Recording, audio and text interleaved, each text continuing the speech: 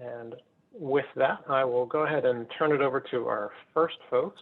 So Stephen Long, Annie Self, and Robin Rosenbaum are going to begin their presentation on box tree moth and that discussion.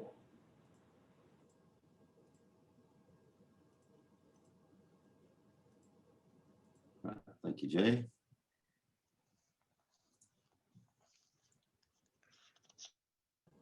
All right, Jay, does it look like you're seeing the right thing? Yep, looks perfect, Stephen. All right, great. So yeah, thank you for letting me be here to do this today. I wanted to lead off as, I guess, the chair of the agenda committee for this meeting, that I should probably talk a little bit about this talking session before I get into the box tree moth.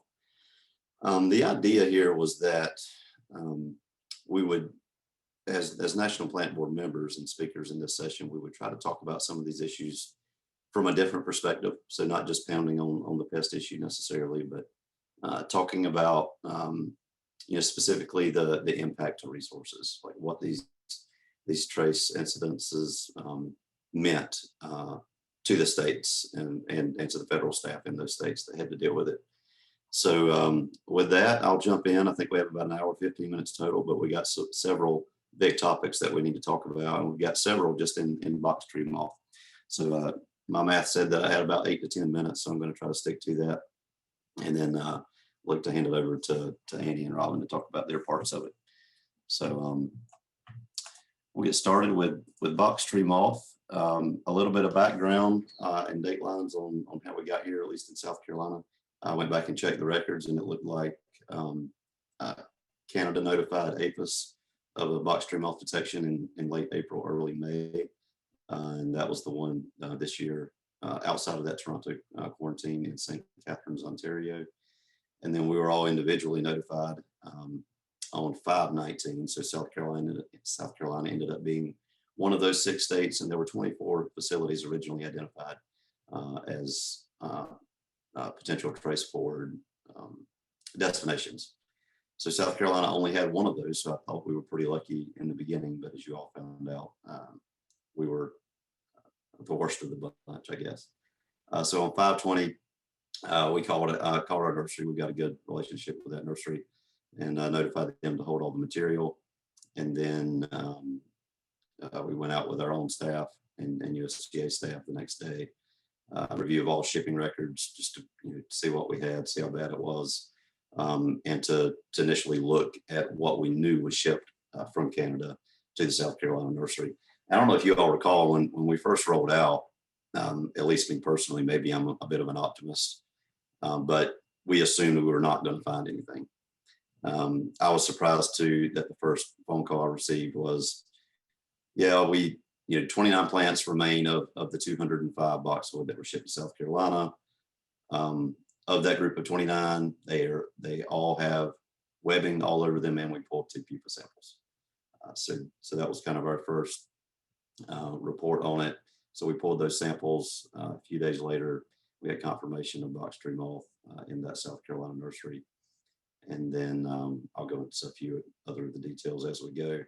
But 6/3 was our last whole nursery inspection. So I guess a month isn't too bad from the time USDA was notified to the time we were pretty much done with our survey in South Carolina. And that included a survey of 21,000 plants. And I'll talk a little bit more about the acreage and time that took as we go. So this is just kind of a dirty diagram that we created for another use, but I thought I would share here instead of recreating it. So this is an overview of our nursery. The nursery is about 30 acres. As you all learned, this is a mail order nursery here in South Carolina. Even I learned a lot about this nursery in this trace board. We learned that they do about $1 million in business per day. So a massive amount of material is leaving this nursery every single day. Most of it going to individual plants, to individual consumers. And they do operate under a few different business names. I won't talk about those here, but you all probably know who they are and what it is. So again, a pretty wide sprawling nursery. Most of the plants are outdoors, and they have a lot of different lots of boxwoods. So Down here was the specific shipment. If you can see my cursor, the red block, that was the lot that came from Canada. But it was commingled with a lot of other plants. And then all of these others, at least initially, were recognized as other lots. But we ended up finding that there was a big lot back here, and then there was another one over here, and a pretty big section over here of host plants. So between euonymus and boxwood, we had a lot of plants that we needed to look at. So initially we did a small survey, and again, we found 29 of the 205 green velvet boxwoods remained. But unfortunately, we also found out that the 205, when they first arrived, were commingled with 1,571 other green velvet boxwood. And they became indistinguishable at that point from one another, or at least they were commingled for so long of a time, you couldn't really say that the pest could not have moved. And that's really where the trace forward became pertinent to all the states, that 1,571 was your new number, because effectively that was what we had to deal with and assume that those were potentially positive. Again, lots of webbing, but no larvae found on the 29, but again, we did do those 2 pupa samples, and those were positive. Just for reference, those plants were received on 4/17 in South Carolina, and they were destroyed by 6/3. So there's one of our pupa. Unfortunately, that's the only picture we took. We took lots of pictures of everything else, but I guess we were so concerned with what we had. It's the only picture we took of the pupa there. So he's infamous now. Destruction round 1, we initially double bagged 29 of the buxus. So this is what we do to unwanted pupa in South Carolina. So this is just the double bagging. That is a shot of the nursery. And then destruction round 2, if you all recall, things were changing pretty rapidly on what do we do? What do we consider positive? For a while we were discussing, at least nationally, whether or not euonymus should be considered a host, or should it be considered positive just because it came from Canada. Should we destroy those? The ultimate decision was not to just to blindly destroy euonymus, but any of the boxwood that were in close proximity with positive boxwoods. So our destruction went from 29 to an additional 68. So that pushed us up right around 100 boxwood that we destroyed at our nursery in South Carolina. So after that, we assimilated a much larger survey because we had 30 acres and 21,000 plants to get through. And of course, if you can't tell from the background there, it rained. That's just what we get, I guess. But pretty large inspection. I showed you all that overview there. And then down here is the reference to the trace forward that was going to come from this. We realized 1,571 plants were commingled, and those were shipped to 42 states and at least 210 locations nationwide. That's just a shot of some of the survey from a distance. A lot of hands on deck. For this particular survey, we had about 13 staff members. I think I counted 10 from DPI from my staff. That included me. We had 3 from USDA. That included the SPUD for South Carolina. So very appreciative of all the efforts that came together to work on this. And then just some photos of what we did with deep burial.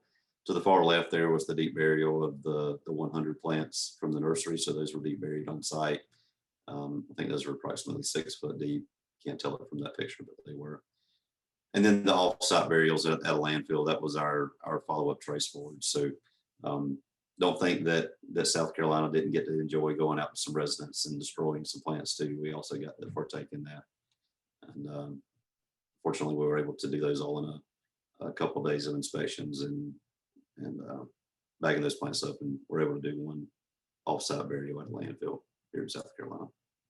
So I got to thinking ultimately about what the purpose of this presentation was, which was to show the impact on resources. And I threw this together. It's a lot of estimating, but all based on facts. I figure that we probably had about 30 combined staff days. So that includes some of my time in the office, but mostly staff days in the field, just on this specific trace forward for box tree moth here in South Carolina. probably 5,000 total vehicle miles. Those continue to climb. This nursery was about 2 hours from anyone. I didn't think there was a nursery in South Carolina that was two hours from anyone, but this one was. Deep burial landfill, about $300. That's probably the cheapest thing about this whole effort. Obviously, there's going to be expenses to the nursery, or were expenses to the nursery. We gave them a difficult time for several weeks, but we were there for 3 whole days as well, where they had to work around us. We destroyed about 100 plants. They, unbeknownst to us for a while, started offering the replacement plants. I assume they sent out about 1,500 of those. I know a lot of those got destroyed just by association. We tried to get that information from the nursery up front. We were told that they were not going to offer replacement plants, and then they did. So our apologies for that, but that's just the way it goes. And then obviously they lost some reputation in all this, which is probably why they ultimately decided to do the replacement plants, to try to salvage some of that with their customers. And then just a glance at future expenses. There's going to be a lot of survey to come. So we already have several traps deployed in that nursery. No positives have come from that yet.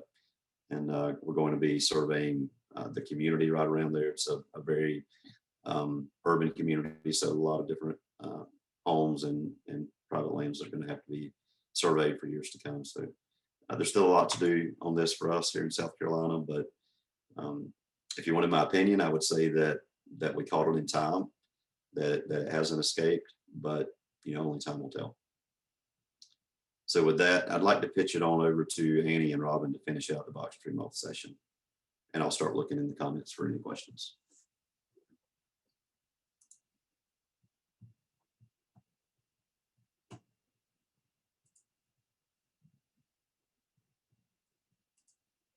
Okay, Stephen, I'll talk about what happened in Tennessee. When we first heard about boxwood tree moth, the first communication was that this had happened, and it had happened to several other states, and Tennessee had been spared. So my first reaction was, oh man, that's awful, but glad it didn't hit Tennessee.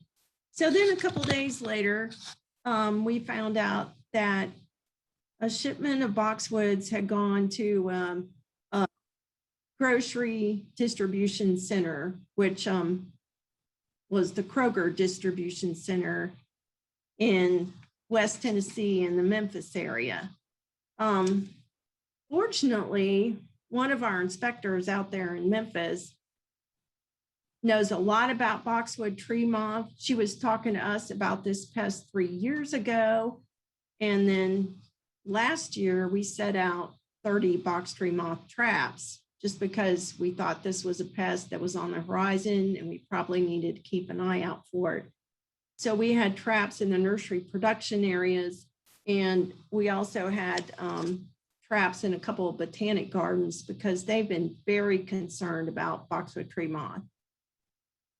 I was really pleased with the PPQ response this time. We had a new acting state plant health director. He's not new to Tennessee, and a long time ago, he was a plant inspector with TDA. So we've known each other for a long time and have a good relationship. But this was a real big start to his first couple of weeks as acting state plant health director. He's been great to communicate with us. And we also have a wonderful group of PPQ officers out in the West Tennessee area. So it turns out that 2,136 boxwood plants were shipped to the Kroger distribution center in the Memphis area. We started, well, actually Greg Adelot, our acting state plant health director, started communicating with Kroger to try to get the information on where the plants had been shipped. Kroger first tried to contact their customers, and then they turned the information over to USDA. So we started working on trace forwards from that list. I thought this was really interesting. The information that they gave us came from the Kroger Plus card information. So they knew who bought the boxwoods, where the owners of the Plus cards live. So that took a while to get that information, but that was a huge help to us. So we had all of our trace forwards are completed. There were 542. Some of the folks had already heard about the box tree moth. We did a lot of social media promotion and tried to target it just to that West Tennessee area. We utilized the information that USDA sent, and we also did some on our own before we received the outreach materials from USDA. So in the greater Memphis area, there were 178 customers. And I also need to say that, of course, the boxwoods were long gone from the distribution center. So we were working with homeowners on all of this. We had really good cooperation. We had 2 PPQ officers working over in the area too on TDY.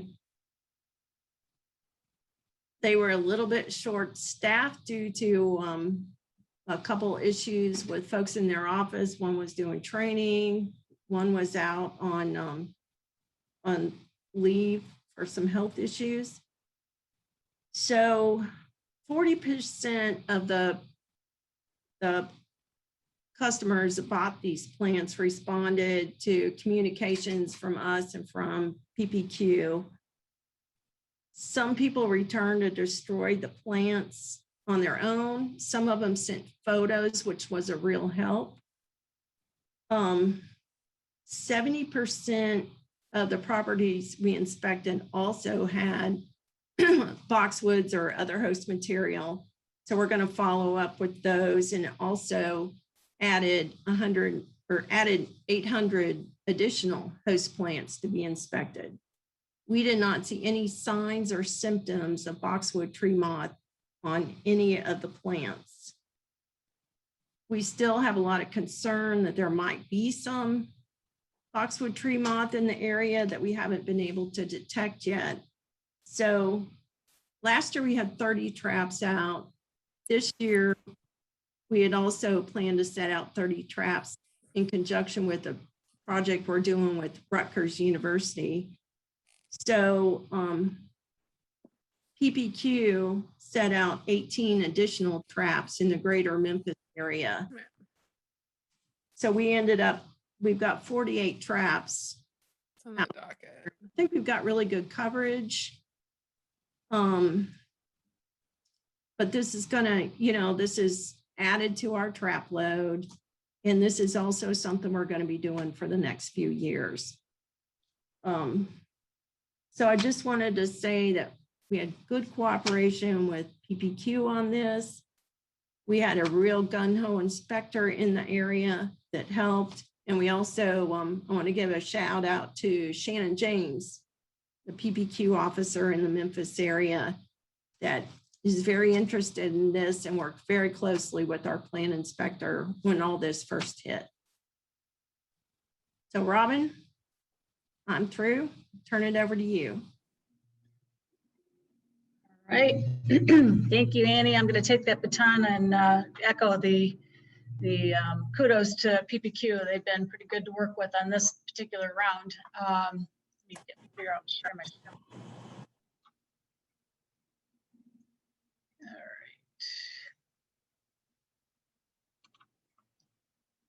All right. Let's see.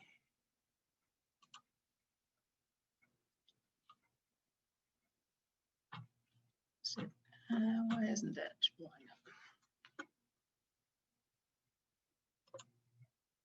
All right, can you see my screen yet? Not yet, Robin. Let me try again here. I have multiple monitors and I get messed up just about every time.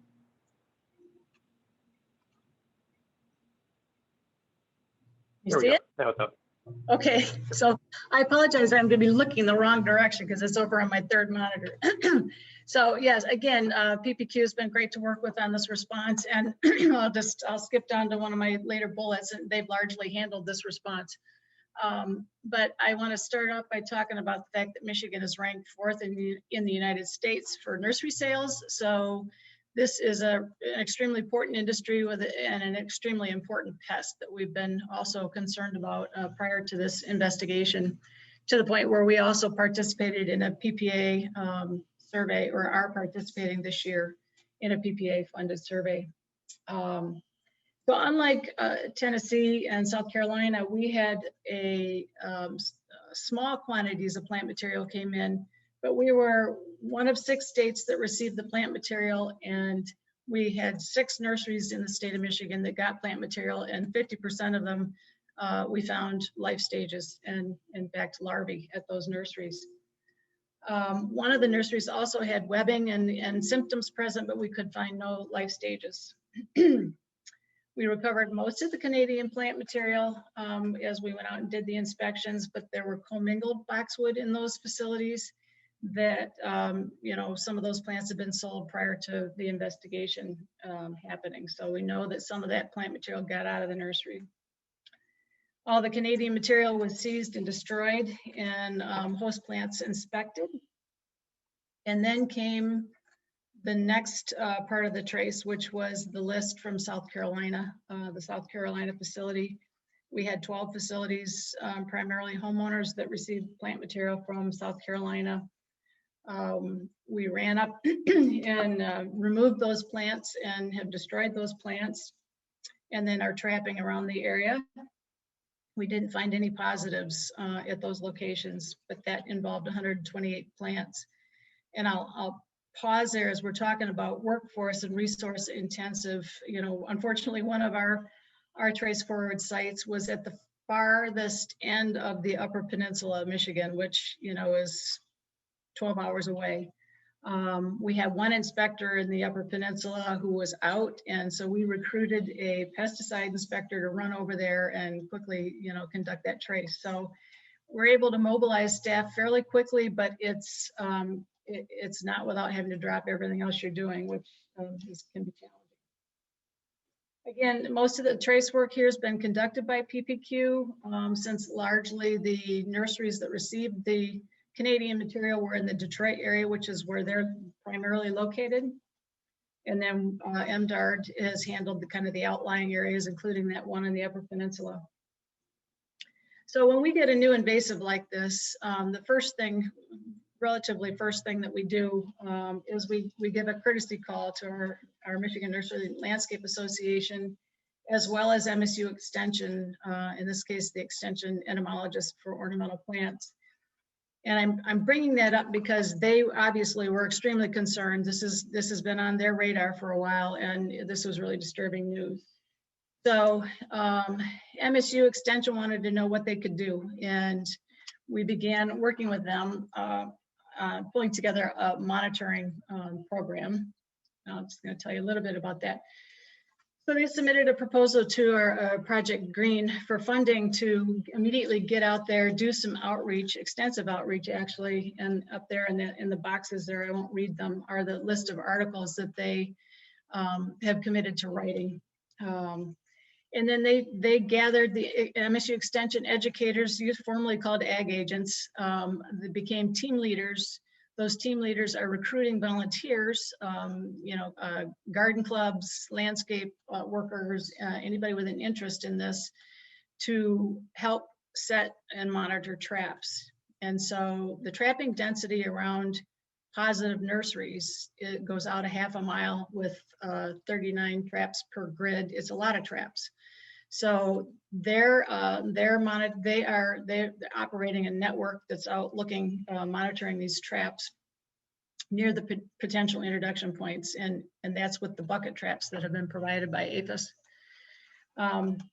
Additionally, they also put out a press release requesting help from Michigan citizens, engaging the public and anybody who purchased boxwood this spring from anywhere to become part of this army looking for this high impact pest. And so If somebody raised their hand and wanted to be a volunteer, then we made them send us a picture of boxwood to make sure they knew what they were talking about.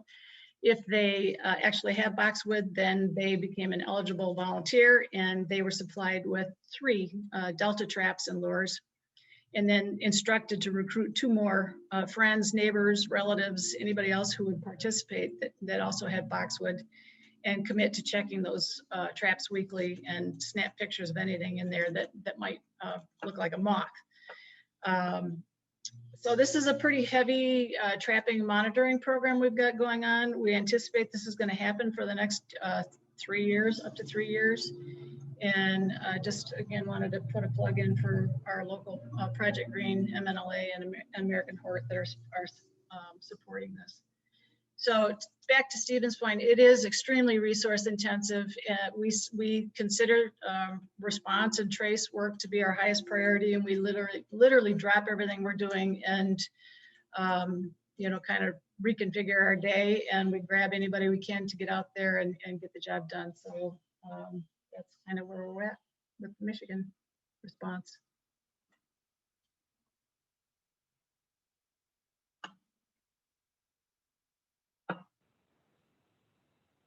All right. Well, thank you very much, Robin. We will go ahead and move on to our next set. We're going to do our P. ramorum topic. So if we want to go ahead and get started there.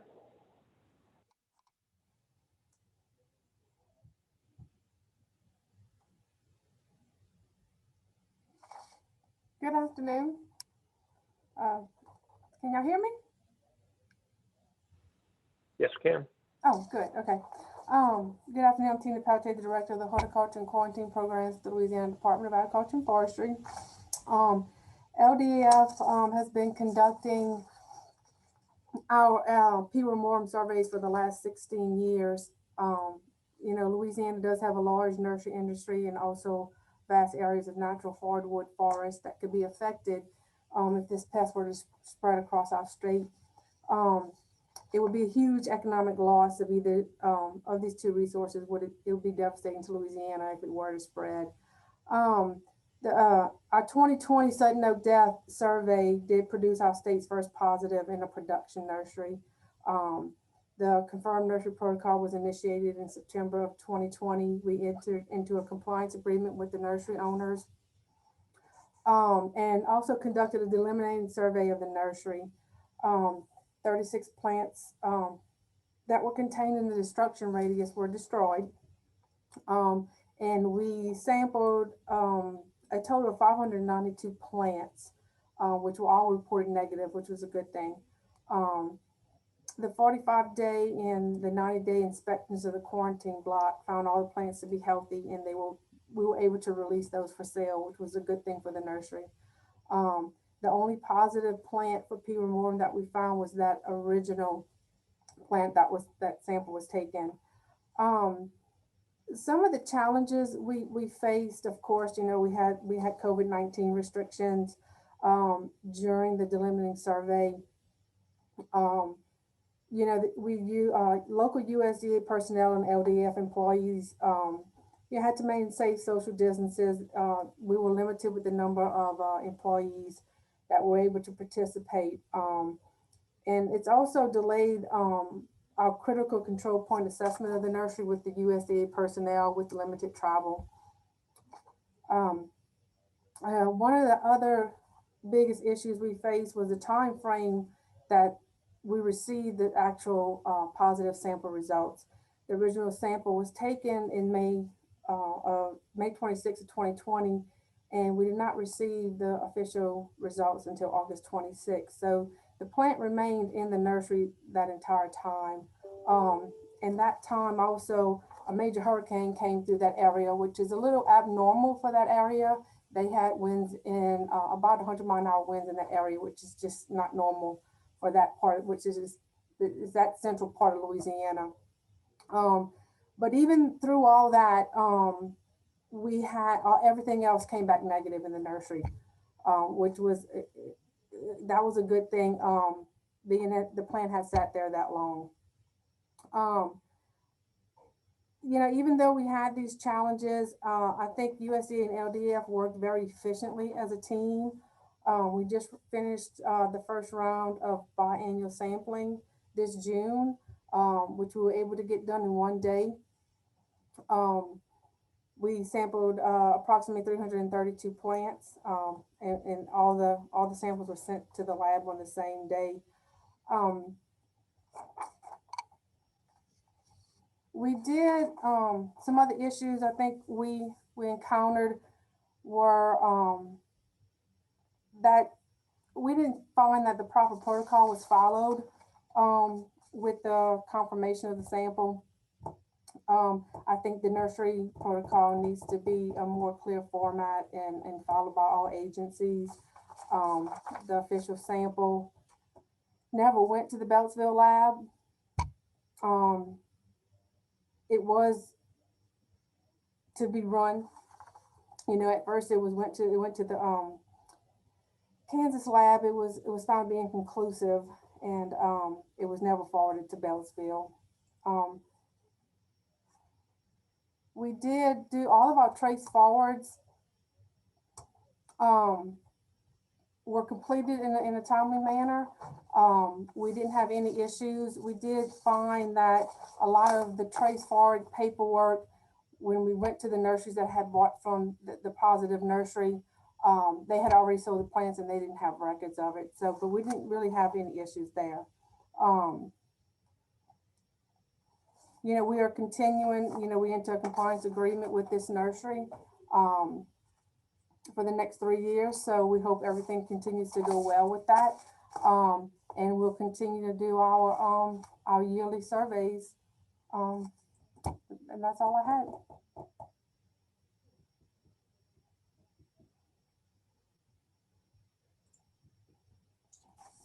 Okay, I'm Christel Stewart from Alabama, and I'm going to take a little different approach. I'm going to talk about more general information about P. ramorum and how it's impacted our program in Alabama.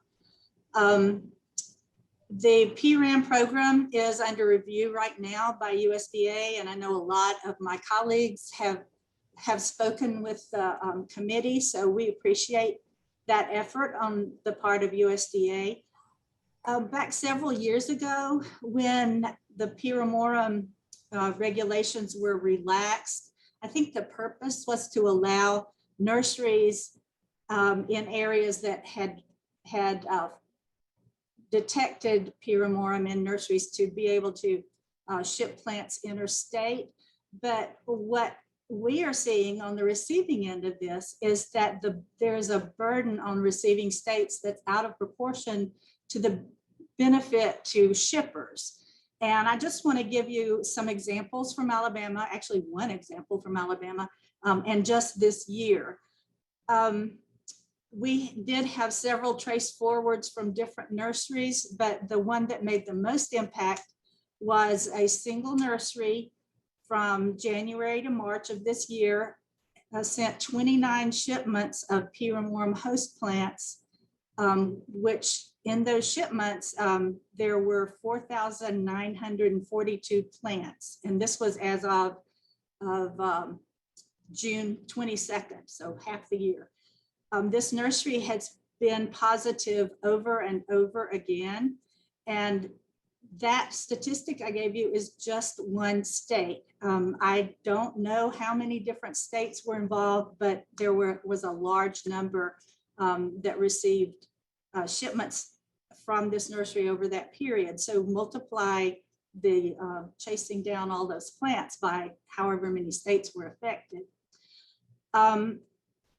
The expenses and the use of resources to receiving states, it's going to happen whether the plants are positive or not. We're going to go out to the nurseries or the stores that received those plants, and we're going to take samples if there's any kind of symptoms whatsoever. But you know, if we do find a positive, that sets off another chain of events like Tina was talking about. So what I want you to consider, and this is how I'm going to end, how many staff hours in receiving states is spent chasing down shipments of plants, of hosts from a PRAM positive nursery?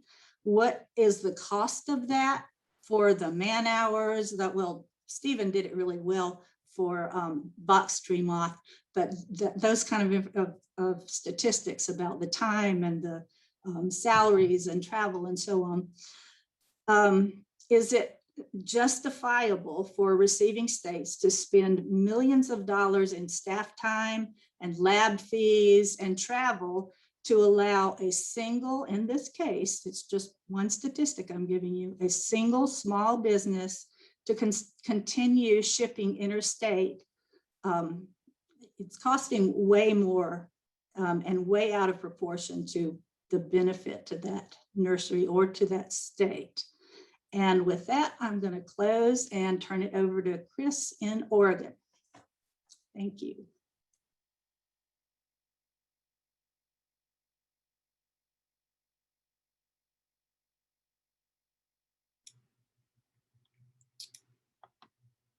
All right.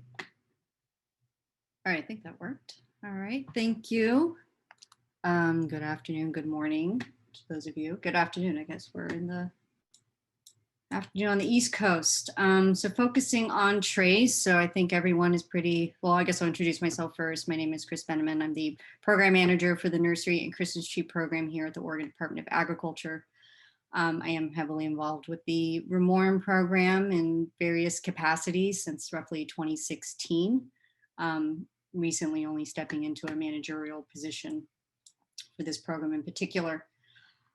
So as already mentioned, 2014 federal regulations did change so that only nurseries that had been confirmed positive with P. ramorum since March 31st, 2011 were required to be under federal compliance agreements, at which point Oregon at that time probably, and I'm guesstimating here, had roughly about 8 to 10 nurseries under compliance agreements. And those numbers have fluctuated over the years for various reasons. Nurseries were either, nursery owners retire, they decide to close their business stores.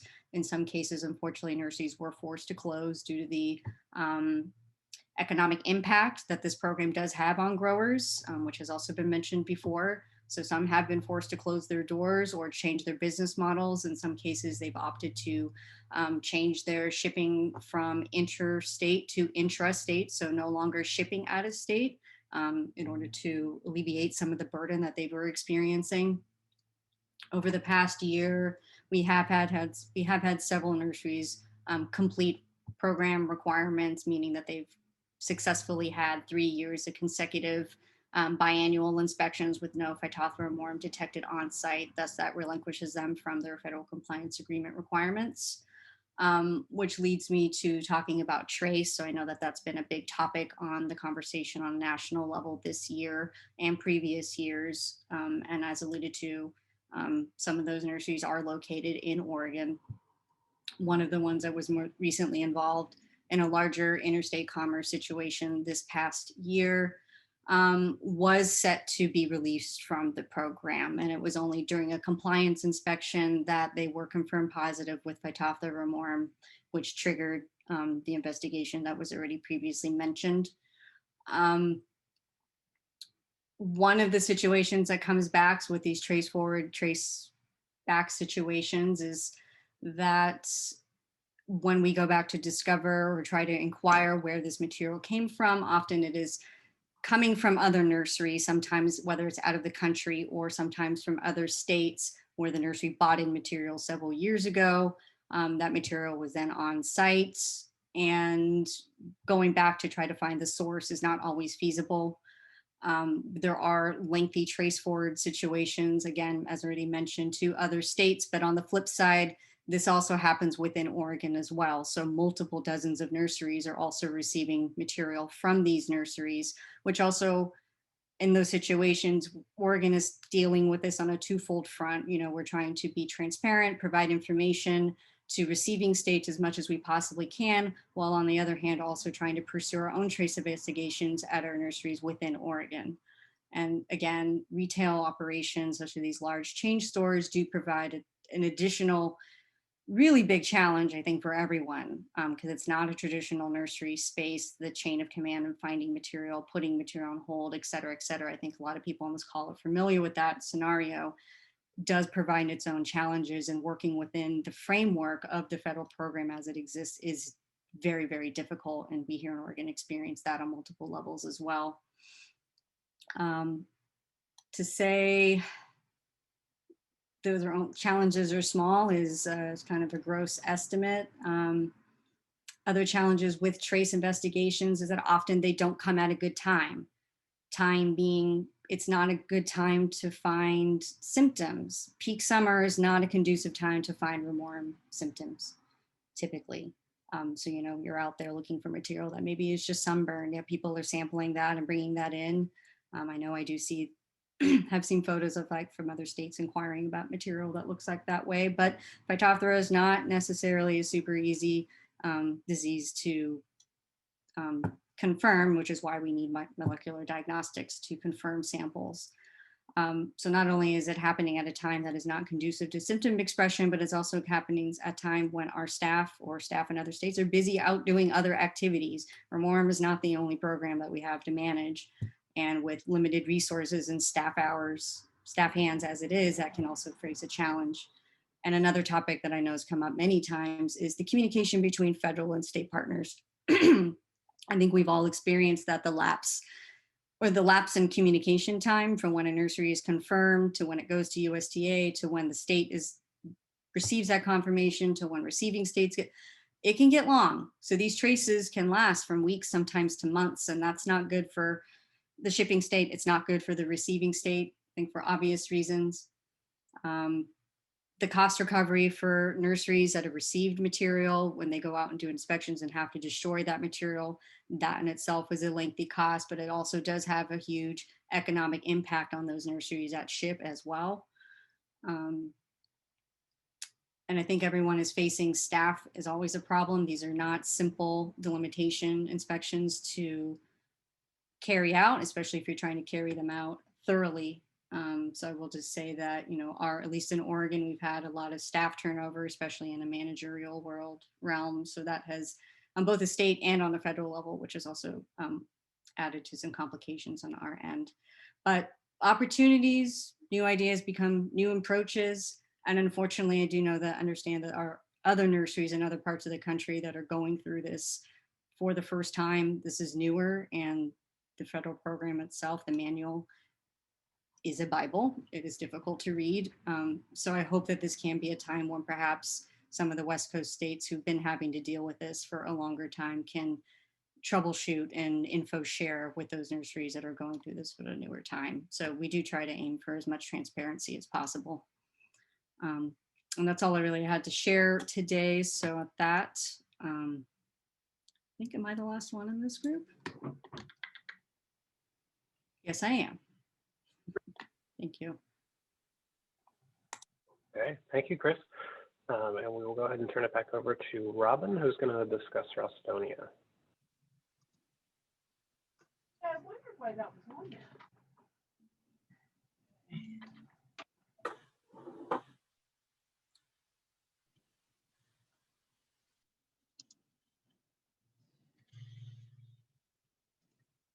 Can you see it? Yep, looks great. Okay, great. All right. Well, I'm bringing up the rear here. Robin Rosenbaum again, Michigan Department of Agriculture, and the Plant Health Section Manager in Sprout. I'm going to just talk to you a little bit about the fun we had last year in the middle of, and actually in the height of the pandemic. So let me figure out how to move my slides here. Oh, this multiple screen thing is not good. Okay, so Michigan detection, it all began with an alert Michigan greenhouse manager noticing unusual wilt symptoms on some geraniums. And he sent some samples over to the MSU MPDN lab for diagnosis on April 3rd. I was contacted by the MPDN lab and we discussed whether or not to submit that initially for confirmation. We decided, yes, let's go ahead and send that sample right in directly, which Dr. Byrne did. And lo and behold, it came back positive. and we were informed about that on April 10th, on Good Friday, and I had to smile during Chris's presentation about the timing on some of these things. And you'll note that they always seem to happen around holidays, and usually at 4 o'clock on a Friday. So this was pretty close. So the nursery and the greenhouse, I want to set the stage. And I know most of you know this, but the nursery and greenhouse industry, they were under unprecedented strain due to COVID restrictions. Michigan, we had extreme restrictions at the time prohibiting sale of plants just prior to their peak sales season. So things were pretty tense in the nursery and greenhouses as the supply chain was backing up and they were not allowed to sell plants. They were just keeping crowds out of the greenhouses. So just a reminder, first detection of the pathogen since 2004. So it was a big deal. Just brief for those of you who don't know about Rostonia of Solinarius. It's a bacterium wilt that causes wilt disease in plants, not harmful to humans and animals, we always have to say in press releases. Worldwide, there's 5 known races, 1 that's endemic in the US, but there's 1 race that's of particular concern because it's potential to cause a severe threat to agriculture, particularly solanaceous crops, tomatoes and potatoes. And that's our race 3 BioVar2 or B3B2. And it's also on the federal select agent list, which complicated our communications early on and having to bring FBI into this. I got some pictures in here for you, being the last presentation after a long day. Here's what it looks like in some of the potted plants, wilting and yellowing of the leaves. And a little bit about the US detection, looking at some of the records, PPQ, the import records decided that this was most likely source of the infection was a producer in Guatemala that exports geranium cuttings to the United States. It was only Guatemalan plants of the variety of Fantasia pink flare initially that were suspected of carrying this pathogen. 288 greenhouses in 39 states received cuttings from this Guatemalan facility, and Michigan won the prize for having the greatest number of impacted facilities at the time. Shipments occurred between October of 19 through April of 2020. And as you'll recall, the pandemic really took hold, at least in Michigan, about March 16th. That's when we all started working from home. Following the confirmation of the Michigan sample, 27 MDARD inspectors, getting back to Stephen's comment about resource intensive, we gathered inspectors from every section within the division that we could because we wanted to hit this hard and fast. So our 27 inspectors and inspectors in other 38 states that also received cuttings visited each location in coordination with PPQ field staff. In some cases, PPQ did the whole thing. Michigan, we had the greatest number of staff, so we hit this hard. And inspectors located and destroyed all the potentially infected plants. Again, the Fantasia pink flare, we were looking for that particular variety specifically, and whether they looked sick or not, we took them and they were destroyed. We oversaw cleaning and sanitation of each facility and reviewed records from each facility to identify any other facilities that had received potentially infected cuttings. And as the investigation progressed, inspectors soon found that there was infection in another variety, Fantasia salmon geraniums, and eventually it expanded to include any geranium plants coming from that Guatemalan facility. So the scope continued to change and grow over the course of this response. We destroyed over 95,000 plants in the initial facility that submitted that sample. So hopefully they'll do that again in the future should they see it. But I just wanted to talk a little bit about the inspection environment. This is what our inspectors were up against. They had to take strict measures to prevent contamination of the greenhouses from this plant pathogens. And then of course, this is less than 1 month into the pandemic. They had to practice social distancing, wear masks, and stay away from each other. So it was very challenging. And of course, we're all kind of used to it by now, but back then it was pretty scary. And so Here's another couple pictures of them inspecting stock. Note all these baskets hanging up here, and we had to look at everything that might have been underneath these baskets where water could have been dripping down onto these plants.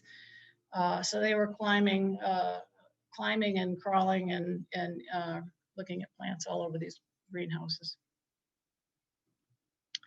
Here's a couple pictures of some infested baskets. We did find some baskets that had some of these Fantasia pink flare in there.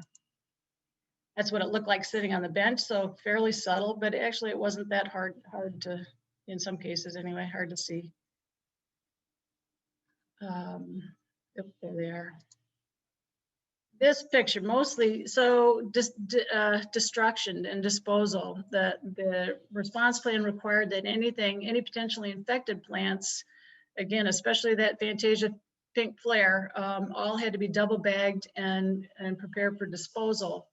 But in our case, we had facilities with large quantities of plants. Like I said, that 95,000 plants, they could get a dumpster, put a double lining of plastic in that dumpster that was big enough to fold over so that when it was transported, nothing would fly out of there. And then if it was going to a commercial landfill, they had to bury the double bagged material at least 6.5 feet or more, which proved to be extremely difficult. Inspectors had to witness that burial, and during COVID, 2 people couldn't ride in a single car. The landfills didn't really like us driving back there where they were actually, turning the soil. So this was our biggest challenge, and I'll talk a little bit more about that in a little bit.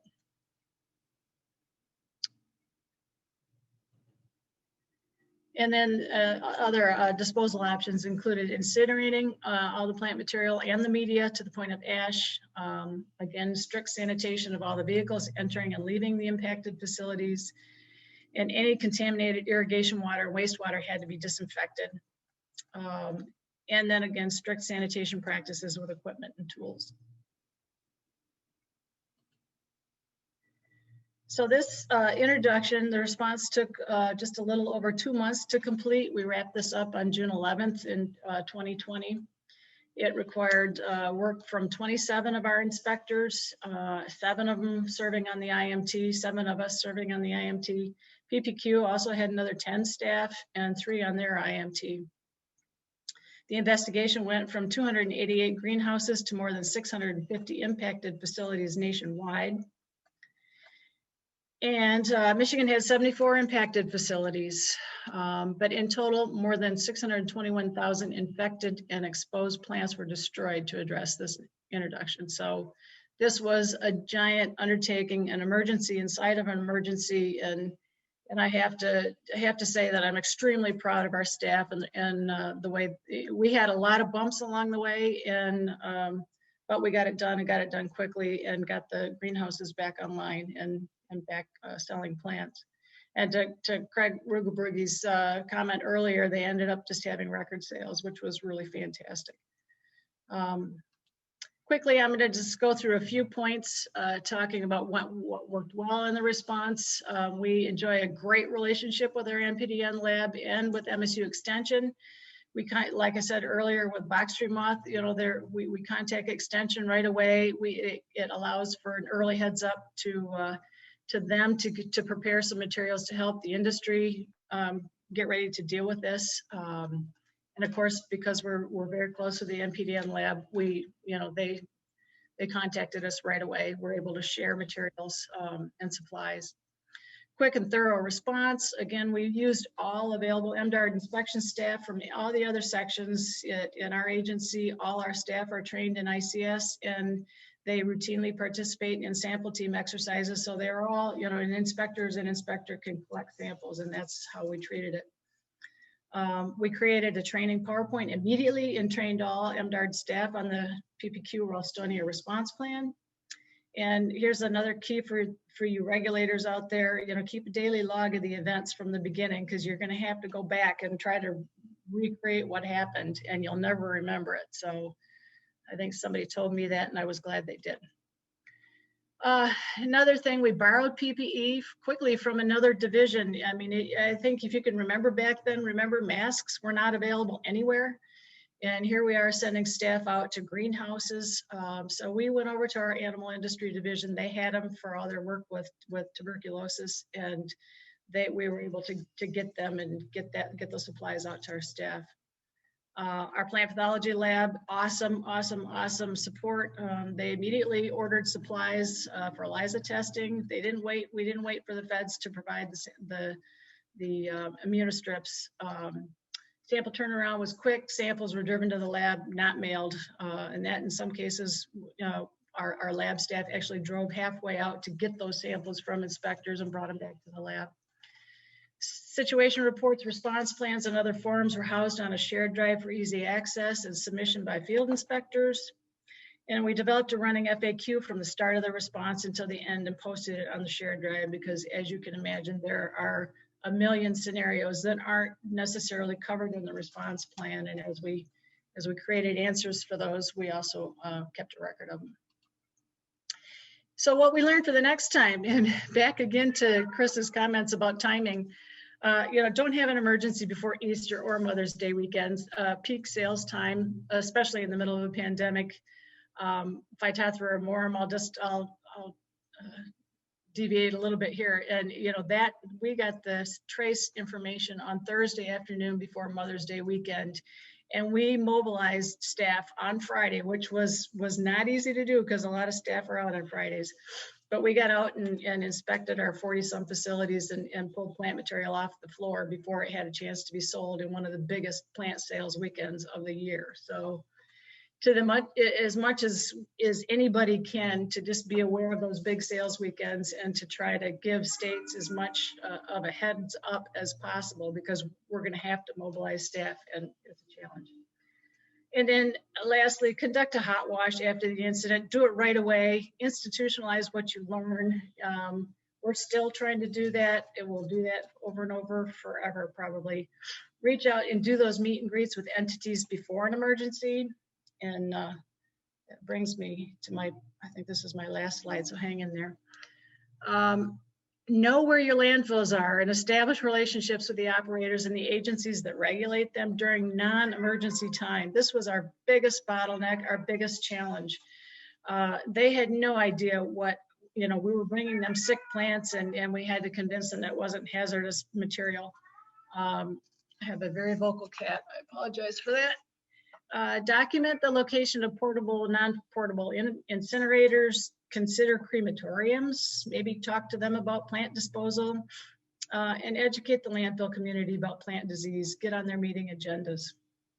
So that was our biggest take home, and I'm proud to say that following our hot wash, we did actually set up some meetings with the agency, the environmental quality agency that regulates landfills, and had a meet and greet and talked about what happened and where the shortfalls were, and because we just had a very hard time finding landfills willing to take all this plant material. So you can imagine what a mess that was in the middle of the emergency. So with that, I'll wrap it up and let's set you free. Figure out how to end. Okay. Well, thank you very much, Robin, and thank you to all of our presenters today. We'll go ahead and open it up to question and answer. So if anyone has any questions, I know there's some in the chat that we'll get to here in a moment, but if you want to hop on and ask a question of any of our presenters today, feel free to do so. Jay, I'd like to ask Robin a question. Robin, you mentioned the crematoriums. I'm curious, is that something that you did look into, and what was your experience there? That's nothing that I've ever considered. You know what? We did not. That probably came out somewhere in the middle of the emergency. We were just looking for places that we could incinerate plants. Some of the nursery, one of them had their own incinerator, but we were brainstorming on what we could do in the future.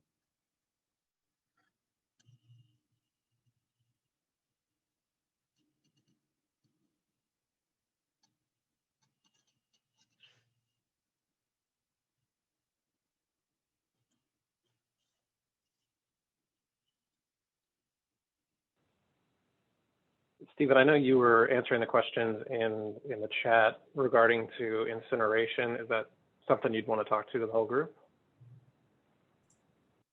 Sure, I can comment on that. Someone asked the question in the chat about why we didn't use incineration for the destruction of the box tree moth material at the nursery in South Carolina. It is something that we discussed, but ultimately the nursery indicated that they didn't think they could incinerate the media, the soil on the plant as well. And they felt they were going to have to deep bury that and then incinerate the plant. So they just chose to deep bury all of it.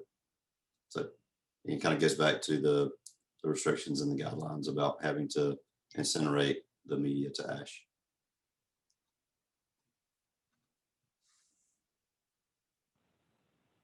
Okay. There's a question in the chat that came up.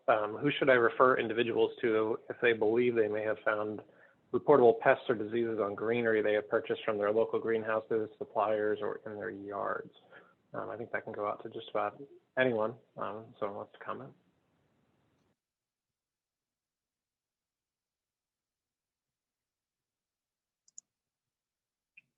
We usually direct folks to contact Cooperative Extension, or they're welcome to contact our agency as well. If Extension follows up and it looks like something that is reportable, they know to contact us.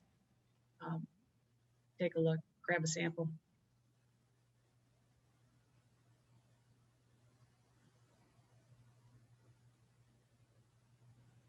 All right, thank you, Robin.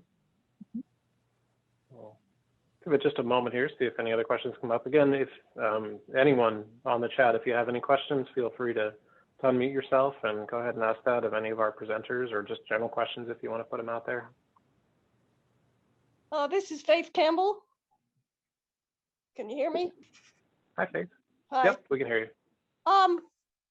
Has anyone compiled a total overview of the amount of money spent on these trace forwards? The woman from Alabama made a good point, but we need kind of a compilation of what the states are spending to then compare to the benefits of the SOD regs as they are now and the costs of them.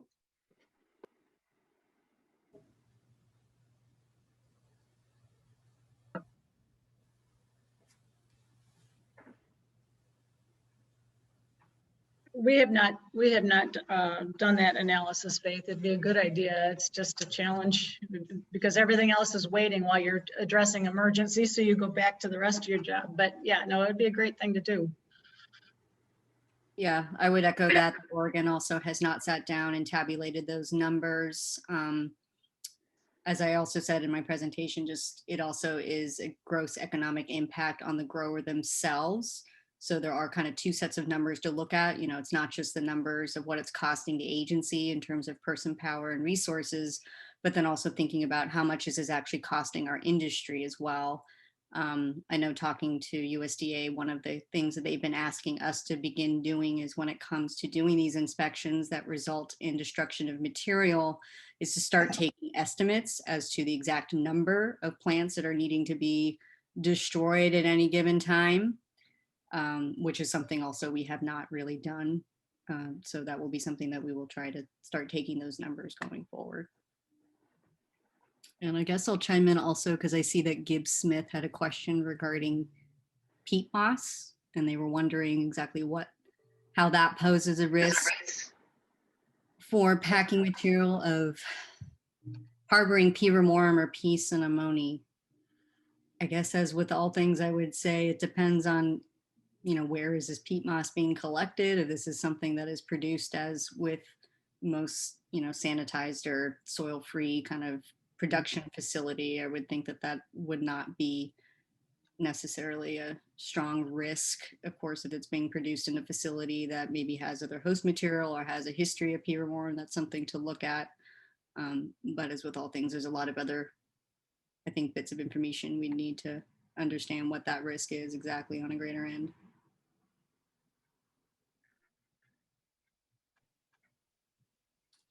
I wanted to comment too on, talking about the use of resources and what the total value is or cost to the states. I think one of the things that we often miss too, and maybe Chris, you or Robin were just kind of alluding to this, but there's a lot of time that it takes away from our other programs. And I've often thought that's kind of one of those immeasurables. How many of the next exotic invasive pests are we missing, or are we delayed in catching because we're chasing down these trace forwards? And as you've all mentioned, we drop everything. We drop absolutely everything. We pull people off of every important project that they're working on, all of their mandatory inspections. We pull them off of everything and put them on these incidences. And, you know, one or two here or there is fine. I think we can manage it. I think we would all argue that one here or there, you know, we can deal with. But when they start to mount up, and South Carolina's certainly seen our fair share in the past year or two, it becomes a lot. And I start to worry about what else we're missing.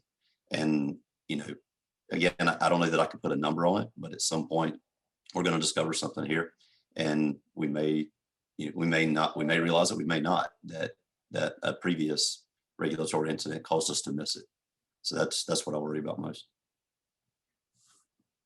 Yeah, I guess I'll just chime in. My peanut gallery on that end is also across the country. Each agency is different. We're dealing with different pests, you know, different issues, and we also our respective agencies operate and function differently. We're funded differently.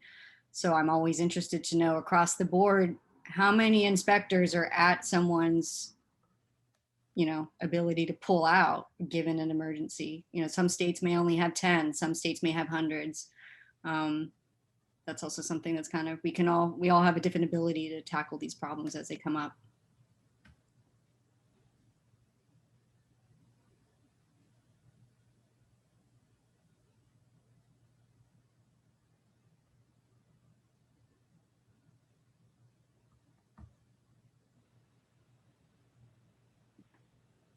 Okay, well, thank you both for those thoughts. Any other questions out there?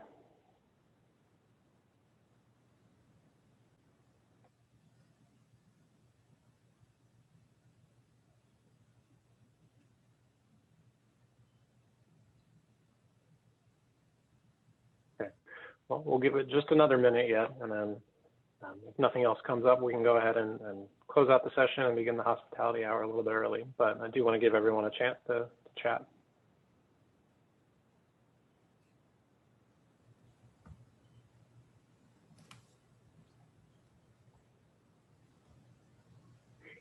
So we just had a question come in.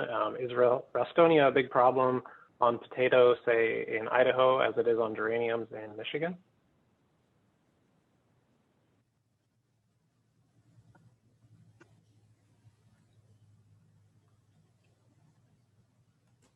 Yeah, we don't have Ralstonia. We believe we eradicated this race biovar.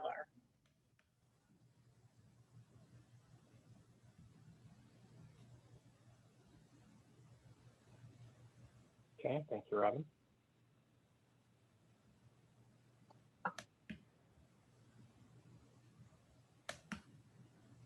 This is Faith again, and I am no potato expert, but isn't the threat to potatoes one of the main reasons why you jump on Ralstonia so quickly? I think that was probably the question. And oh, yes, that is absolutely true. That's why this is a select agent, because it has the potential to impact important agricultural crops. And so, yeah.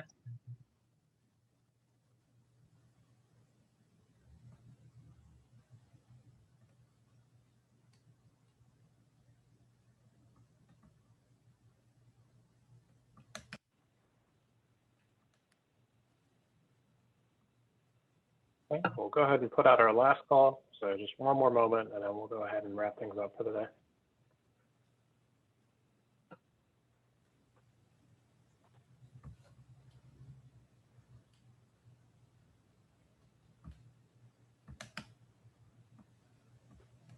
Okay, sounds perfect. So thank you to everybody on the call. Thank you for joining us on day 2 of the National Plant Board meeting.